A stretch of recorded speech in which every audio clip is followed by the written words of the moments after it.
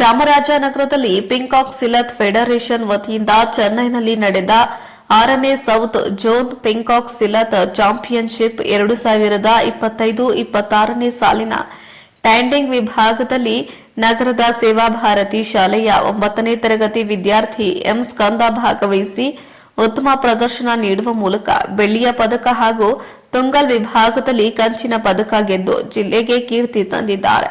ಚಾಮರಾಜನಗರ ಜಿಲ್ಲೆ ಪಿಂಕಾಕ್ ಸಿಲತ್ ಅಸೋಸಿಯೇಷನ್ ಅಧ್ಯಕ್ಷ ಹಾಗೂ ತರಬೇತಿದಾರರಾದ ಕೆಜೆ ಮುರಳಿ ವಿದ್ಯಾರ್ಥಿ ಎಂ ಸ್ಕಂದ ಅವರನ್ನ ಅಭಿನಂದಿಸಿ ಮಾತನಾಡಿದರು.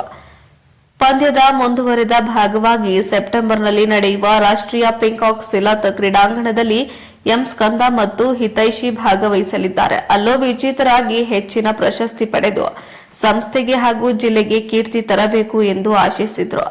ಸನ್ಮಾನ ಸ್ವೀಕರಿಸಿದ ಎಂ ಸ್ಕಂದ ಮಾತನಾಡಿ, ನನ್ನನ್ನ ಪೋಷಕರ ಬೆಂಬಲ ಹಾಗೂ ತರಬೇತಿದಾರರ ಮಾರ್ಗದರ್ಶನದಿಂದ ಈ ಗೆಲುವು ಲಭಿಸಿದೆ.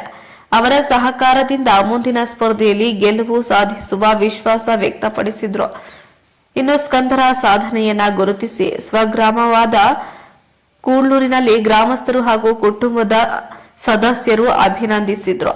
ಈ ಸಂದರ್ಭದಲ್ಲಿ ಎಂ ಸ್ಕಂದ ಪೋಷಕರಾದ ಜ್ಯೋತಿ, ಕೆಆರ್ ಮಂಜು, ಮೈಸೂರು ಜಿಲ್ಲಾ ಪಿಂಕಾಕ್ ಸಿಲತ್ ಅಸೋಸಿಯೇಷನ್ ಅಧ್ಯಕ್ಷ ಮಹದೇವ್, ಪಿಂಕಾಕ್ ಸಿಲತ್ ತರಬೇತಿದಾರರಾದ ಹಾಗೂ ಚಾಮರಾಜನಗರ ಜಿಲ್ಲಾ ಅಧ್ಯಕ್ಷ ಕೆಜೆ ಮುರಳಿ, ಗ್ರಾಮಸ್ಥರು ಹಾಗೂ ಕುಟುಂಬದ ಸದಸ್ಯರು ಹಾಜರಿದ್ದರು.